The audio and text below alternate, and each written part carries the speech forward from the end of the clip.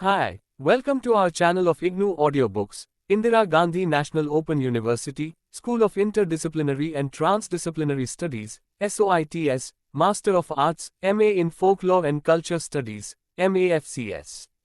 Second year, MFC 007 Theories and Pedagogy of Folklore. Block 1 Polygenetic Theories of Folklore. Unit 3 Solar Mythology or Comparative Philology, 3.0 Objectives. After reading this unit, you will be able to understand the meaning of solar mythology and comparative philology.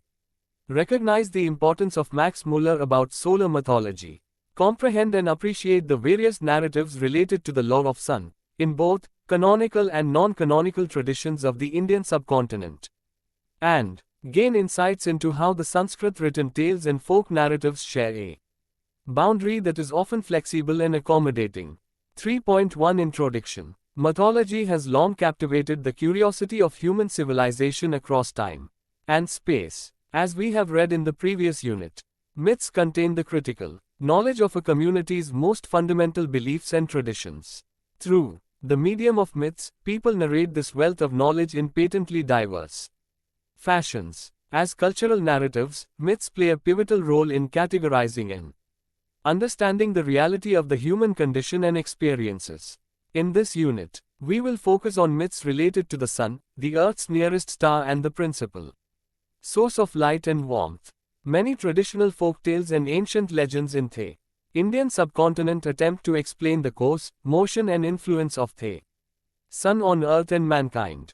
Deemed as a fountainhead of knowledge by the primordial civilizations, the sun continues to inspire a deep sense of reverence even today throughout the globe.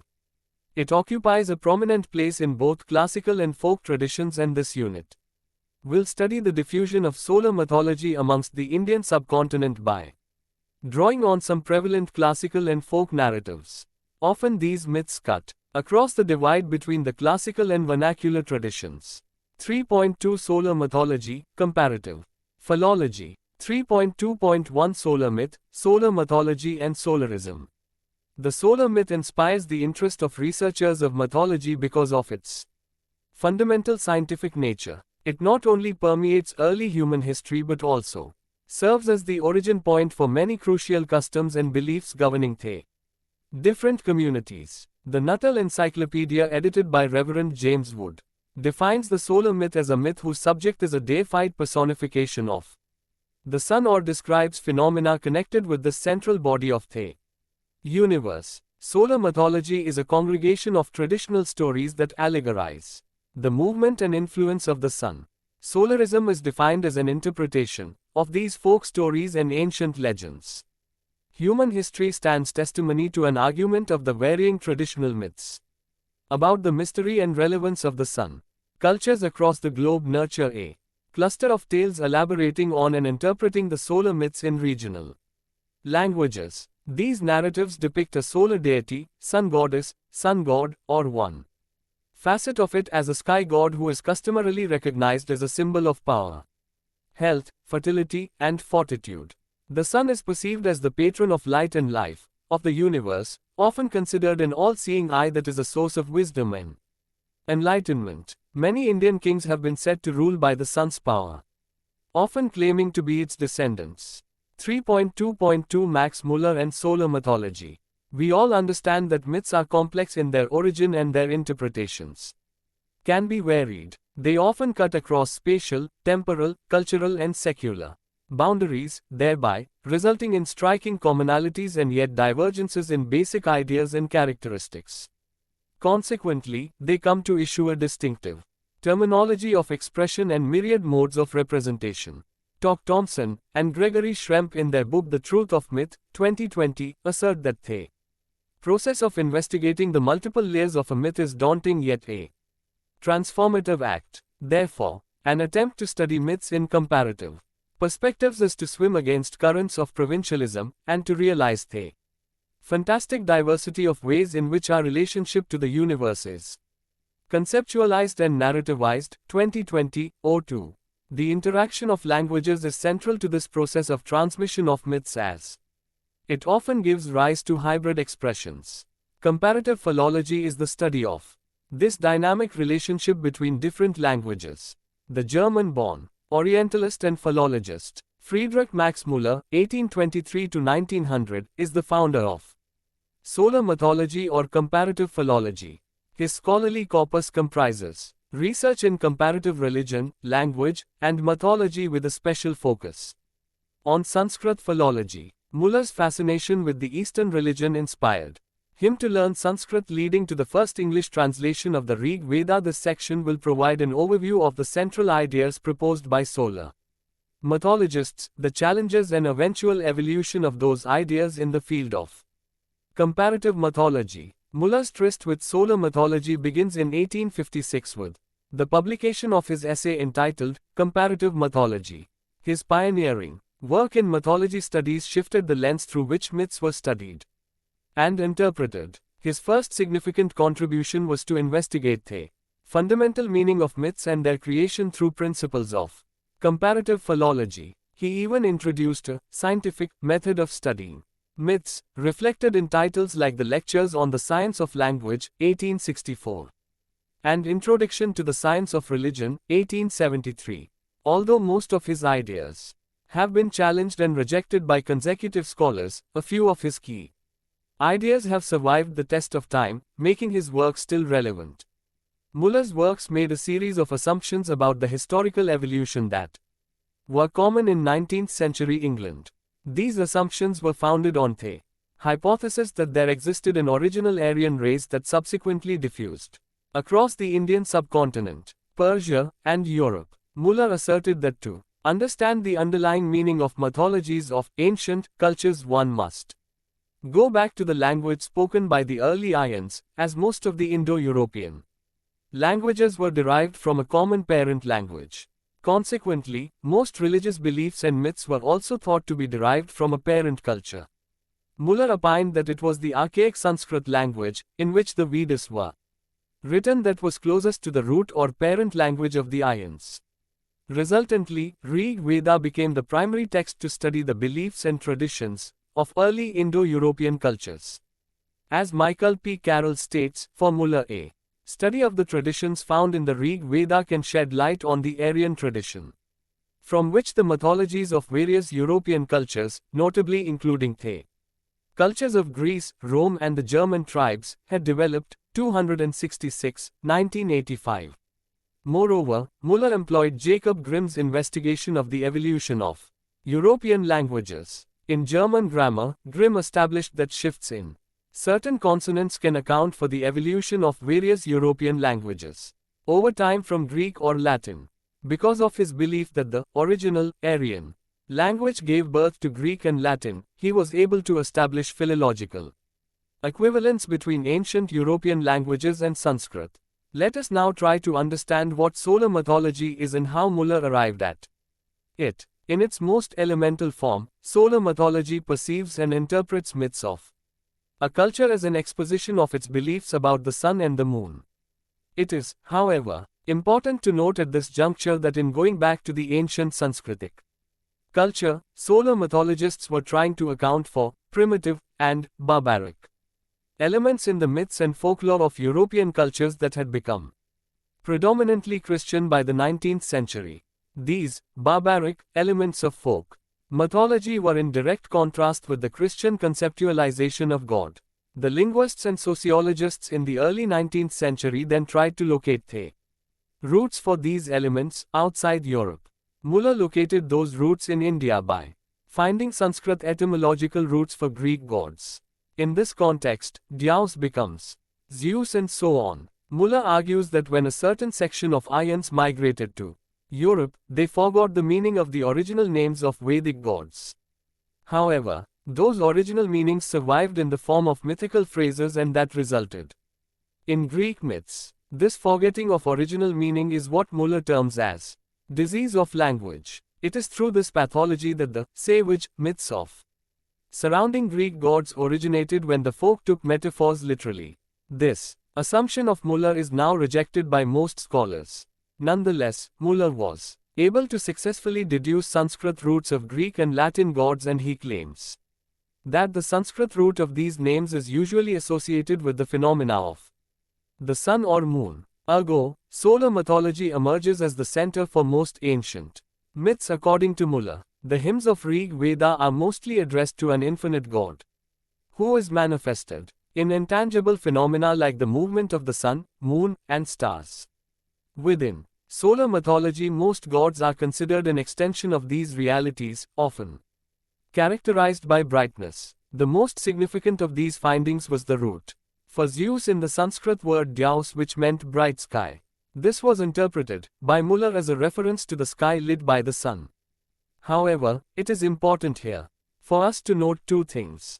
Firstly, Muller insisted on drawing mythological equivalence between European and Indian cultures based strictly on philological equivalence. Secondly, he did not argue that the Greeks mimicked ancient Sanskrit culture or directly based their myths on solar phenomena.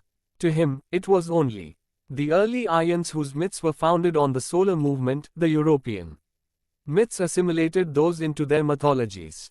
It was Muller's contemporary Andrew Lang who was his greatest critic and challenged his ideas. Lang, like Muller, was trying to account for the savage elements in European myths and folklore.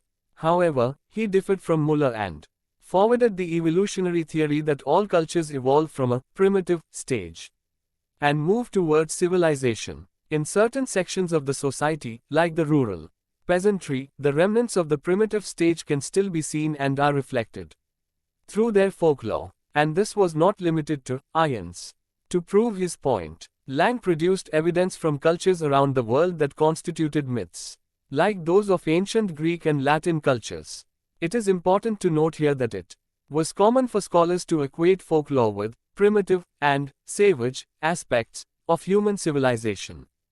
Folklorists have moved far away from biased and Eurocentric perceptions of folklore, and the scholars have become more sensitive to the problematics of such understandings.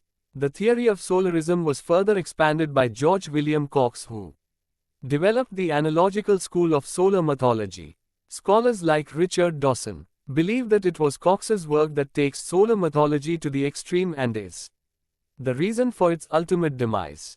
Cox, unlike Muller, did not base his interpretations of European myths on philological principles. His method superimposed solar interpretations on all myths and was highly deductive. His interpretations reduced all folklore, myths, and legends to a conflict between light and darkness, day and night. This deductive tendency of reducing all myths to solar interpretations has drawn some of the most scathing criticisms of the school of thought. The ease with which one can trace virtually any myth back to solar roots is what makes most scholars skeptical of it. Another shortcoming of the approach employed by solar mythologists was exposed when scholars used the method to establish the centrality of other natural phenomena like air and water in formations of myths. For instance, Adalbert Kuhn was able to trace back most myths to the phenomena of rain, lightning, and thunder. The approach with Pan-Aryanism as its basis denied space to any other explanation like diffusion or borrowing in explaining the presence of similar myths across the globe. Moreover, solar mythologists made myth the sole focus of their understanding of folklore and its function within a culture. In doing so, they excluded important components like history, commerce, migration, and travel that could add to a nuanced understanding of myths and how they move across boundaries. 3.3 Solar mythology in India. Within the polytheistic pantheon of great civilizations, the sun deity is perceived as a mythical being that is known by different names, as seen in the discussion on Max Muller's solar mythology. For instance, it is referred to as Helios and Sol in Greece and Rome respectively, as Surya, Savitra, and Mitra in India, as Mithra in Persia, and as Shamash in regions of Babylonia. Furthermore, for the Taenir Samoyed and Tungus, the native tribes in Siberia, the sun is a female god who is worshipped during the spring season. The solar cults seem to have been intimately developed by cultures like Egyptian, Indo-European, and Mesoamerican. A considerable number of solar motifs exist in their verbal and non-verbal art forms.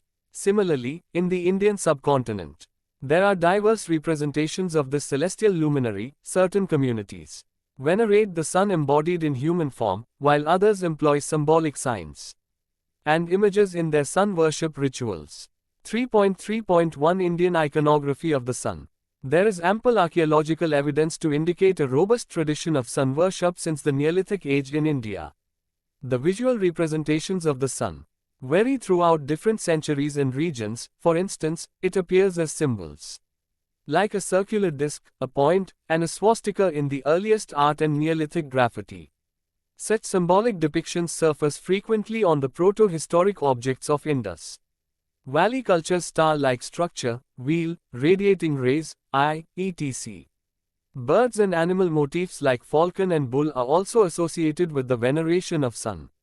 These diverse depictions of sun substantiate the continuity of a burgeoning religious tradition of sun worship in these eras.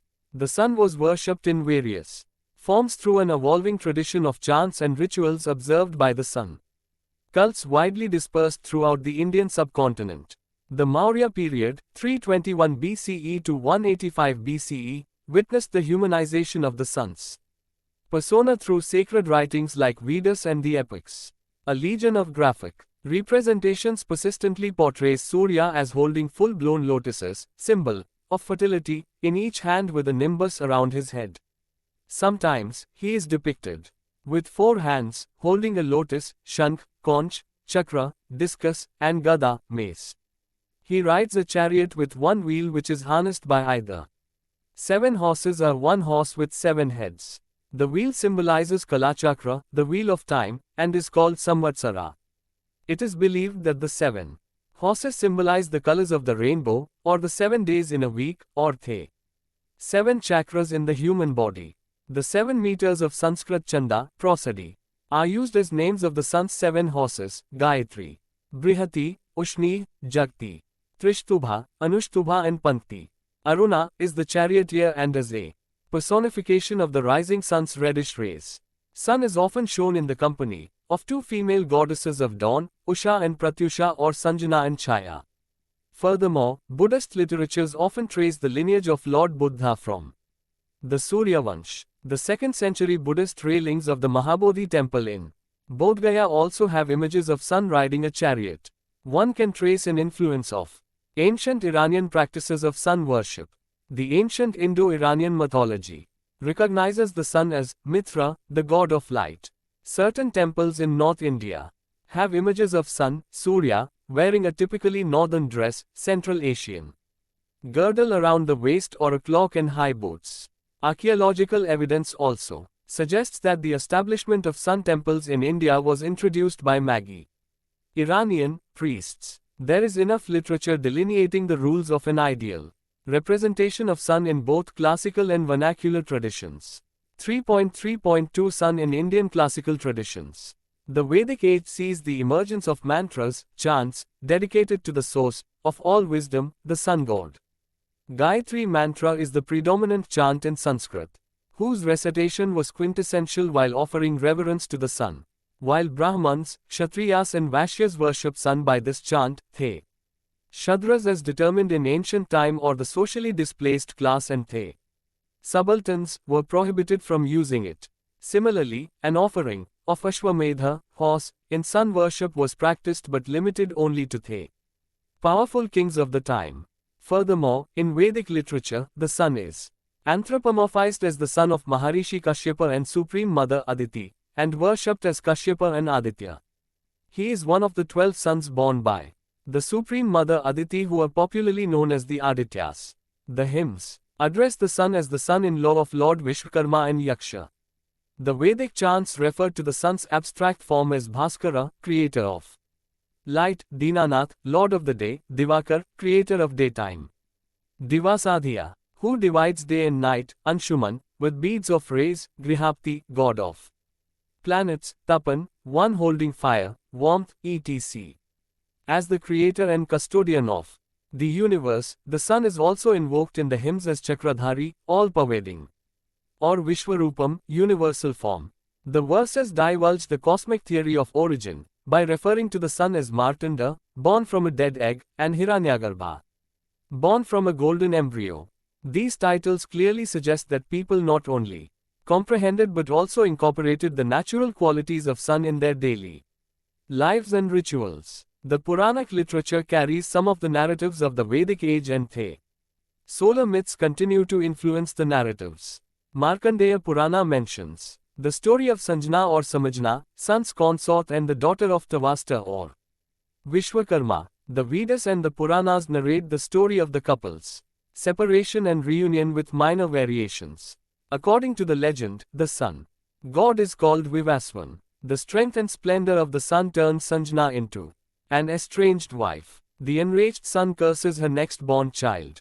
After giving birth to Yama and Yami, Sanjana abandons her husband. However, from her own shadow, she creates her look-alike substitute, Chaya, the goddess of shadow. Sanjana reaches her father's house but is unwelcomed there. In Markandeya Purana and Harivansa, she roams the forest of Kuru in the form of a mare. But in Vishnu Purana, she meditates in the forest to attain power over the sun's heat. Meanwhile, Surya has a child with Chaya and the latter grows partial towards her own child. She mistreats Yama by cursing him to lose his leg, which enables the sun to discover the deception. He beseeches Vishwakarma to make his splendor pleasant and bearable. Afterwards, Vivaswat pursues Sanjana, now a mare, in the form of a stallion, and from their union, the twin Ashwans are born. The mythology of Surya is crucial to the two Indian epics, the Ramayana and the Mahabharata. Sun is believed to be the mythological father of not just gods, but also of many significant demigods of the Indian cultural and religious credo. These include Manu, the progenitor of mankind, Karna, Mahabharat's great warrior, and Sugriva, monkey king in the Ramayana. 3.3.3 Sun in vernacular traditions. Apace with the classical traditions, one observes an abiding growth of veneration of sun in Indian folk traditions. The Aryan invasion forced the Aborigine communities to move towards the hills and the forests. However, this also initiated a process of mutual sharing of secular beliefs and practices. Many Aryan traits of sun worship percolated into the regional conventions and law. Furthermore, folk polytheism is somewhat flexible in nature. As seen in the case of classical traditions, the vernacular traditions also invoke the sun by various names. The Oraons in Bihar, for example, extol the sun as their supreme god, Dharmesh. One even finds a reference to the voyage of sun god on a sandalwood boat in some of the Bengali folk tales. Singh, 1992-30. The presence of intertribal gods is a perennial feature of the folk pantheon. Narayan Pen or Narayan Dio is one such intertribal deity worshipped by the Dravidian-speaking tribes of Madhya Pradesh, Korku, Mawesi, Bharia, Nahal, etc. Narayan Dio is identified with the sun and is perceived as the remover of illness and the protector of the heart. Bhagwat, 1968-30, the sun worship. Rituals of these tribes may have slight variations, but the pig sacrifice is a common practice. Another cult dedicated to Dharati Mata, Mother Earth, is prominent in these tribes. An annual celebration of the marriage between sun and earth is popular in these regions during springtime. Narayan Dio is often recognized as Thakur Dio in other tribes of central India as well as in the states of Chota Nagpur, Arisa, and Mirzapur. The Kaur tribe worships Burapenu, the sun, as their chief deity. A popular folk belief states that once Burapenu created a wife for himself named Tari, earth goddess. Tari tries to thwart Burapenu's attempts to create mankind.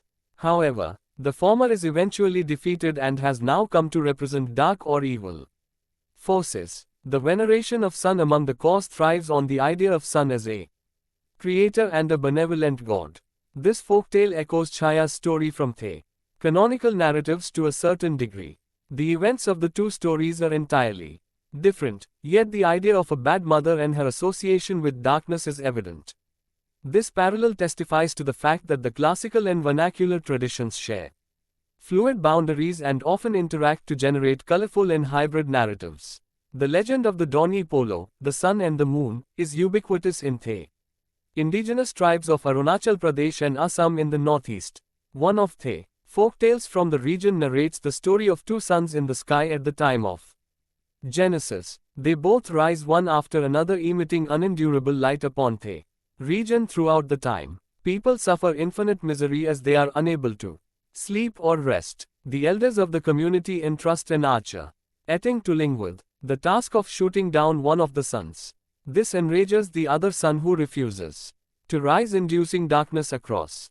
Unable to bear the tormenting situation, people implore the son to rise again. The son agrees to return, but only on the condition that he may bring death upon a few people on earth. Thereafter, while the sun starts to shine bright again, people begin to die. The sun, which was shot down by Tuling, also starts to rise, though not as bright as before, as the moon. Another legend related to the sun and moon duo is prevalent among the Shimongs of Upper Siang. This tribe narrates the story of two sisters, the sun and the moon. At the beginning of creation, they were always dressed in skirts of flaming red and yellow. One day, their staunch rival named Eting Tikling steals their skirts and burns them. The sisters are forced into hiding out of shame, causing the spread of darkness all around.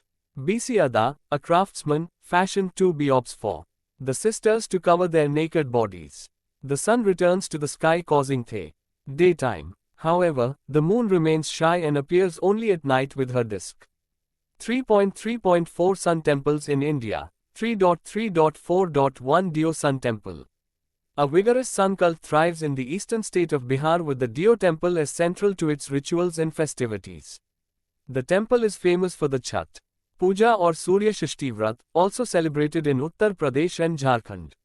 There is no idol worship, and Chhat rituals are solely dedicated to the sun god and Chhati Mayor Usha, mother goddess. However, attributes of Shivism and Vaishnavism are also found within the temple complex.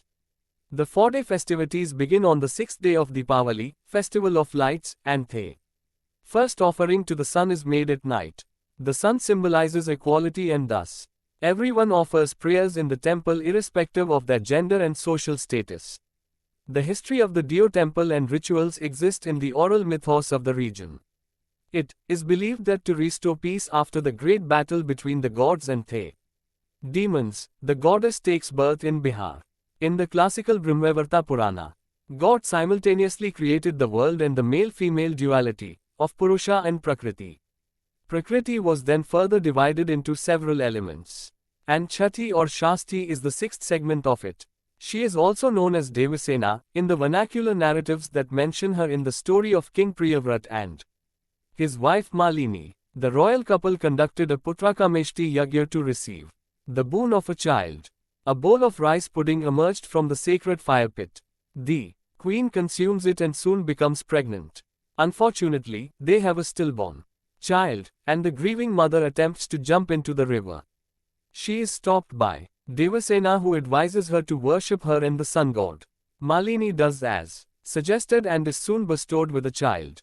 Since then, Chhat Puja is celebrated to please the sun and Devasena for fertility and protection from evil. Chhat Geet songs are central to the ritualistic practices. Devotees visiting the temple start singing these songs the moment they board their respective means of transportation. The themes of these songs relate to the everyday life of the people, like the relationship between husband and wife, condition of a devotee, or a barren woman or a widow, seeking forgiveness and love of the deity, gift of a child, etc. The following song in Maghi language narrates the plight of a woman who neither has a child nor cow milk. She plans to weave jangir, chains, of chandan wood or a net of thorns to end her life. Katabemi chandan lakarya binabai janjir. Uhe mein sutabai ye suraj baba apan sharir. Khuten hi gaya ye suraj baba, champa nahi dood. Gode nahi putrwa ye suraj baba kavan kasur. Khunte debao gaya ge tevai, champa debao da. Gode debao putarwa ge tevai, arag din hi jarur. 166. The following verses of this song state that the sun god will grant her wishes only after she successfully performs the Chhat Puja. Another song sings of a woman who requests her mother-in-law to teach her ways of winning her husband's affection. She is sad because her husband is in far-off place for work. Unakar piya pardesiya, unkar jiara udas. The mother-in-law advises her to perform Chhat Puja and offer food to Brahmanas to fulfill her desires. In some songs, the wife requests her husband to participate in the rituals along with her. for good health and the perpetuation of lineage. The songs and rituals of Chhath Puja exist in the folk traditions of the region. However, the Ramayana and the Mahabharata are also linked to this tradition of sun worship. Karna, son of Surya, venerates the sun god before the Kurukshetra war. Those rituals have been incorporated into the current practice of Chhath Puja. In Ramayana, Rama performs sun worship as an atonement for killing Ravana. The local belief in Munger, Bihar, is that Sita performed the Chhath rituals in this region. 3.3.4.2 Konark Sun Temple. Konark Temple, the sacred seat of Arka or Biranchi Narayan, is situated in The Puri district of Orissa. It is the finest example of Kalinga art and architecture. Built around 1244 by King Narsimha Deva I of the Ganga dynasty. It is known for its intricate design and erotic sculptures of Methonas. Konark is a combination of two root words, Kona, corner, and ark, sun god. The temple's history enunciates the clout of solar mythology in the cultural consciousness of the region. Balram Mishra in the Sun Temple Konark, 1986, enlists the different legends related to the temple's construction. He mentions a copper plate inscription of Narsimha Dev II, from 1295 AD, which states that Narsimha Dev I built the temple to fulfill his father's vow to expand the glory of the Jagannath temple in Puri. Another legend, and a popular one, informs that when Narsimha I was afflicted with leprosy, he prayed to Surya for a cure and built the temple as an act of gratitude towards the deity. This narrative gained currency in the local memory of the region because of its apparent connection with the healing qualities of the sun. The title Langular given to Narsimha is referred to by Kavindim Jivadevacharya, 15th century, in his Bhakti Bhagavata. It is believed that the king constructed the temple under the guidance of the Magi Brahmins, which explains the strong influence of the Iranian image of sun worship. The other legends also talk about the temple being built by Krishna's son, Samba, whose curse of leprosy was cured by the sun's grace. The entire temple is shaped as a magnificent celestial chariot with finely carved wheels, 12 walls and pillars. It is aligned in the east-west direction and comprises special units, Shikhara, crown, Natamandap, dance hall, Vamana tower, Jagamahana, front porch, and Rekha Dule, sanctum. The latter two form the chariot part of the temple. It is said that during the glory period of the temple, the sun's light fell on the grand Surya image placed in the Garbhagriha, sanctum sanctorum, purifying the area around it. The temple holds the grand 5-day Konark dance festival in December, accompanied by ritual congregations. Also, a tradition of taking a pre-dawn dip in the holy pool of water from the Chandrabhaga river is observed on the 7th day of Magha, January to February. The Multan Sun Temple in the Punjab region of pre-independent India, Sun Temple in Modhera, Gujarat, Martan Temple in Jammu and Kashmir, Suryanar Temple in Tamil Nadu, are few other regional testimonies to the prevailing sun cult in India. Festivals like Makar Sankranti, Chhath, Rathasaptami, Samba, Dasham, etc. are celebrated with great enthusiasm. Surya Namaskara, Sun Salutation, a popular mode of Surya Upasana comprising of 11 yogic postures, assumed in successive movements. Recitation of 12 chants with each posture, and breath control completes the veneration and bestows mental and physical health upon the practitioner. 3.4 Let us sum up. Through the above discussion, we see that solar mythology is an ancient tradition that developed in regions across the globe that share elementary features with each other. The explanation of the scientific or natural aspects of the sun takes the form of legends and folklore. In countries like India, the lore of the sun exists in written, oral, and performative modes of representation. In the varying modes of veneration, the communities share a common understanding of the sun as the paragon of health and fertility. The examples used in the unit show a continuity of the sun cult as a knowledge system from prehistory to the modern era. The consistent evolvement and sustenance of solar myth and myths in general strongly argues for a presence of an element of modernity in them. Thank you for watching. We will see you in the next video with the next chapter.